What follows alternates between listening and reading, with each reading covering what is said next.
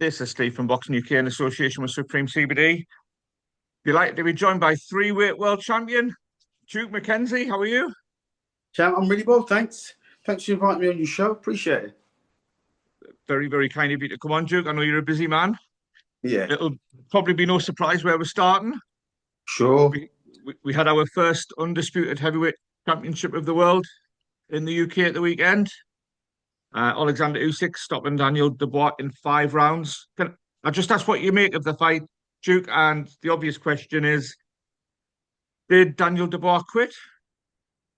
Firstly, I knew Daniel Dubois. My gut feeling was Dubois would lose because Alexander Usyk is in pretty much a league of his own when it comes to heavyweight boxing. He's proven that in the caliber of fighter that he's beaten before Dubois.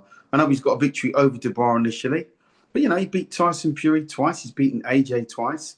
So he's mixed in a much higher class than Daniel Dubois. And a lot was made of Daniel Dubois' new mindset and his newfound confidence. That was all well and true. But, every now and again, you come up against somebody that's just pretty much unbeatable. So, listen, Alexander Usyk is going to retire now with one more fight, I believe. He's going to have one more fight, then he's going to call it off as an unbeaten, two-division, a two-division undisputed world champion. Doesn't happen every day of the week. That's special. The only question, as I see it now, is where does Alexander Usyk rank in the all-time pantheon of great fighters? Because that's what he is. He's an all-time great. Where would you put him, Duke? I don't know. I've been a bit longer in the tooth than most. Yeah, I don't know. I'm 62 years of age, and I've seen some special fighters. Not in the flesh, some of them, but one or two in the flesh. So when you start talking about the pound for pound great fighters, a Pernell Whitaker, Julio Cesar Chavez, when you start talking about the marvelous Marvin Haglers of the world and Sugar Ray Leonard and Tommy Hearns, that's just a couple off the top of my head, and then obviously the generation before that with the Alis and the Formans and the Frasers, the real big boys, the other heavyweights. Like I say, when you're talking about the pound for pound greats, that means any weight division. Where does Alexander Usyk rank in that pound for pound top 20? He certainly deserves a place. I'm just not sure when, where, but he is a modern day great, no doubt. Duke, since the fight, obviously everyone's lauded in Usyk's greatness, but the incidents with Daniel Dubois seem to have overshadowed the fight, certainly in this country a little bit. Initially, it was the quick talk, and then it was the whole affair with the party beforehand and Daniel having to walk to the arena from the car park. As a layman, Duke, the undisputed heavyweight championship of the world, and those events are happening hours before. I just find that absolutely bizarre. Can you shed any light from an expert's point of view on it? Well, listen, if it's to be believed, and it is true because it's all over the social media network, then it's totally unprofessional. And Daniel Dubois only got himself to blame. Pointing the finger at his coach or anybody else that was in his house. Those other idiots that were in his house, they're just all hangers on, right? Yeah. So the bottom line stops with Dubois. When I was a professional boxer, as a 3-division world champion, I've always kept my circle tight. Always. 3 or 4 people. And that included my manager and my coach. So the only other person I would allow around me was my brother Dudley. And that was my quartet. I wouldn't have hangers on and people just wanted to pat me on the back. So as I said before, it's totally unprofessional on Dubois' fault. On his part, it's totally unprofessional. And he's only got himself to blame. Because, ultimately, he's the one that's doing the fighting.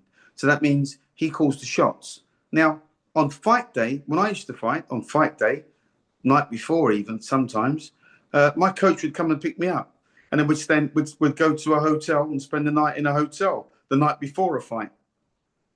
If that wasn't the case, my coach would pick me up at like silly o'clock in the morning, like 7 o'clock in the morning. Not because there was any hangers on, but we like to get to where we're going, settle down for the day. Do you see what I mean? So you've Yeah, got no dramas. There's always yeah. going to be a car ride to a venue on the day of a fight. And, even if it's only half an hour, that can make you feel a little bit jaded, a little bit tired even. So you don't want any distractions. And moreover, you don't want any excuses. What Daniel Dubois managed to do is give himself a whole world of excuses. And like I say, it's totally unprofessional. Where does he go from here, Duke? Because if you again talking about social media, you've got some high-profile fighters who are questioning that he's even in boxing for the right reasons. Some are saying that he's got that quit in him and that's always there. Some are talking about his potential vulnerabilities and controlled by other people. He's 27-year-old. He's still a young man, Duke. How does he rebuild? Can he rebuild or should he walk Yeah. away? Listen, he's young enough to come again, certainly. He's just 27 years old. Daniel Dubois hasn't peaked yet. You know, people are saying all kinds of different things. He's dyslexic, dyspraxic, ADHD. They're throwing all these things around now, but none of this was mentioned previously. Daniel Dubois will be back because once this great fighter, Alexander Usyk, vacates undefeated, the four belts are up for grabs. So Dubois is right in the frame again. He may need a fight or two, certainly, in the interim, but you can't write him off. He's going to be back. He's too young to quit, and he's the kind of guy that boxing is all he knows. He doesn't know anything else. He's not a doctor, a lawyer, a mathematician, a milkman, or a bus driver. Daniel Dubois is a fighter, and that's all he can do, and that's all he will do is to fight. He probably doesn't even realize just how much money he's worth now.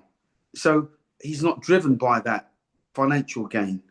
So Daniel Dubois will make a return to boxing at some point. Obviously, he's got to go away and lick his wounds because when you totally disrespect your opponent, the defeat hurts even more because they've trounced you. He didn't just get knocked out. He got an absolute beatdown. I never made him win 1 second of any of the rounds completed. So, like I say, all of the false bravado before the fight, all of the bad mouthing before the fight, all of the disrespect that him and his team showed Usyk before the fight, it's come back to bite them in the butt. But nobody's going to feel it more than Daniel Dubois. I promise you, that kid would have shed a good few tears. Bless.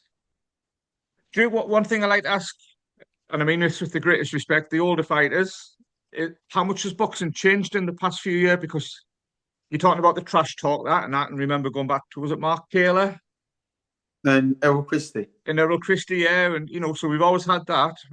But then you've also now we've got, I think, Jake Paul calling out Anthony Joshua, and Oh God. how do you see boxing now compared to when you were in your prime?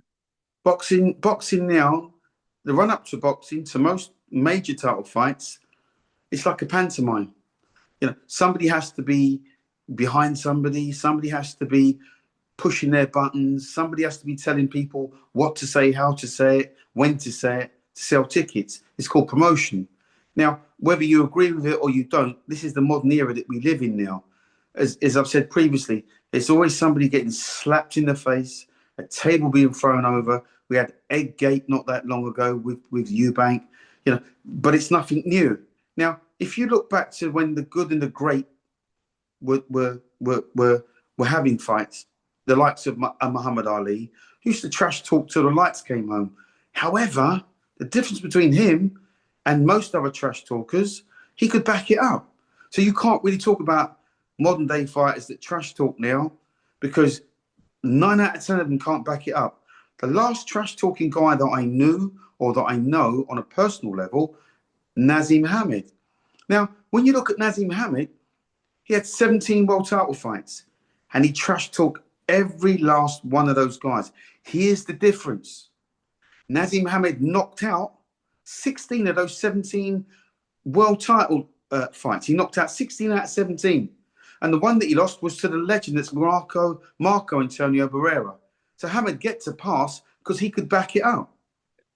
Most guys now that trash talk can't back it up. They look stupid after the fight because 9 out of 10 of them get put on their ass. So, like I say, I can understand why guys trash talk because they're trying to promote themselves. But really, for me personally, there's no place for it. I can't remember. I had 17 title fights in my whole career. I've never trash talked anybody. Never. Before, during, or after fights. I've even gone into the other guy's changing room when I've won in world title fights and when I've lost in world title fights and congratulated the other guy because it's called respect. You have to give the other guy the utmost respect because ultimately, once you climb between that square circle, you're both getting in there to do your job, and your job is to win at all costs. And you have to shed blood, sweat, and tears with your opponent. So what greater way to salute somebody after a fight than to shake hands and to embrace him and to congratulate him whether you've won, lost, or drawn. It doesn't mean you have to like losing. I used to hate losing, but you know when you've lost and you know you've given yourself every opportunity to win, you can accept it. Well said, Duke. Duke, can I just ask you on the whole Jake Paul and Anthony Joshua thing? 'Cause again, Ridiculous, is a ridiculous. yeah, I was going to say, as a I can't boxing even fan, put I find enough. it bizarre. It's ridiculous. Yeah. You know, these YouTube guys, the only reason they get on my nerves is because they can't fight. If they could fight, they're all wannabes. Jake Paul's a wannabe. He wants to be Anthony Joshua. He wants to fight this guy. He wants to fight that guy.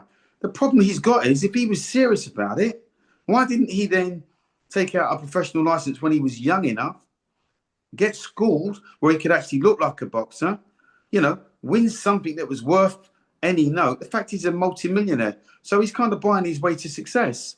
How any governing body has ranked this guy in their top 100 even, never mind the top 10 or 15 where he is, how they could even rank him in their top one, I don't even know, 200. I don't know where he goes with his ranking, but it doesn't sound to me like he's got a legitimate world ranking, hasn't beaten anybody of any note. I mean, you can't look at Mike Tyson and say to me, this is the young 21-year-old that he beat that was knocking everybody up for fun. He beat an old granddad that could barely walk straight. And it kind of makes a mockery of the sport because people think they can buy their way into the sport. And it's wrong. It's wrong on all counts. Should he fight Anthony Joshua, all the money he's got in the world can't buy his health. I would genuinely fear for that man's life. Yeah. Again, well said. Can I talk about two modern greats then, Duke? A little bit more sanity. We've got Canelo and Terence Crawford, not too far ahead. Can I ask your expert opinion on that one? It's a massive fight for both of them. You see, Crawford hasn't boxed at this weight before, and he's jumping up 2 weight divisions. Canelo, on the other hand, has boxed at this weight before, and is a bit of a powerhouse. I would fancy Crawford to beat Canelo should they meet for the unified world championship. My reasons for that are simply this. Canelo's been at the top for a long time. He's raised his game time and time and time again. The Canelo that you see today is slower, he's more predictable, he's flat-footed, which is how he generates his power, but he's flat-footed. Canelo hasn't boxed anybody like Terence Crawford. I haven't seen anybody like Terence Crawford since the great, marvellous Marvin Hagler in terms of his switch-hitting style. He goes from left to right effortlessly. That kind of a style, speaking as a former world champion myself, having squared the square circle with other world champions, both southpaw and orthodox, I'm glad I never boxed a switch hitter. I've sparred with switch hitters before, and they've ruined me in sparring. Thank God I never fought one. But when the problem with a switch hitter is they're just as effective from left to right. And particularly when they start their inside work, you don't know whether you're going to get hit with a left hook or a right hook, right? A left uppercut or a right uppercut. They are just as effective either way. Terence Crawford is due a career-defining performance where he boxes out of his skin and becomes, I think this will make him a 3-time unified in this modern 4-belt era that we're in. I think it makes him a 3-time unified champion, undisputed, and probably a 4 or 5 weight division world champion. That signifies true greatness. So, I like Terence Crawford as a boxer. I like to watch him as a boxer. I like his moves as a boxer. I like the way he carries himself, both inside and outside of the ring. You don't see him getting drunk, falling over. You don't hear any stories about him doing any drugs. He's like Usyk in that respect. When the fight's over, the guy just wants to go home to his family, and that's beautiful for me. And he wants to spend all of the money that he's earned, and I don't blame him. Good luck to the guy. More power to the guy. I've got nothing but respect and admiration for him. So I would love to see Terence Crawford jump up 2 weight divisions and beat Canelo. Again, speaking from experience, class is permanent, the form is temporary. He's got the class to go 2 weights up and become a unified world champion again. Brilliant. Duke, last one for yourself. I said before the interview, some of us are old enough to remember you in your pomp, and it's great that you're back, on Talk Sport and your face is out there. When are we going to see you back on TV, mate? Well, listen, that's a good question. You have to ask the TV companies because my phone's not ringing at the minute. It's not off the hook. I'm waiting for the call. But for whatever the reason, they don't want to use me or they're not using me. So listen, you know what? I get up every morning with a smile on my face and I go to bed every night with a smile on my face.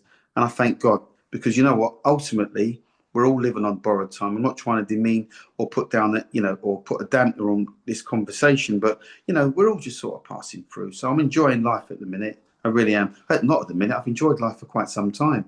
I don't have bad days. I just have lessons. And every time I learn a lesson, every time I have a lesson, I learn from it. So, but that only comes from experience. So I've had my career, which was great, as you know. I had a great career. And it's still nice to be involved in the sport of boxing. As you know, as you said a minute ago, I'm doing work with Talk Sport Radio, which is great. And maybe the phone will ring. I don't know. Fingers crossed, Duke. Duke, it's been an honour to speak to you, sir. Thanks, Chad. Appreciate I that. appreciate your time and I hope to catch up very soon. Cheers. God bless. Have a great day. Lovely. Duke McKenzie, all the best.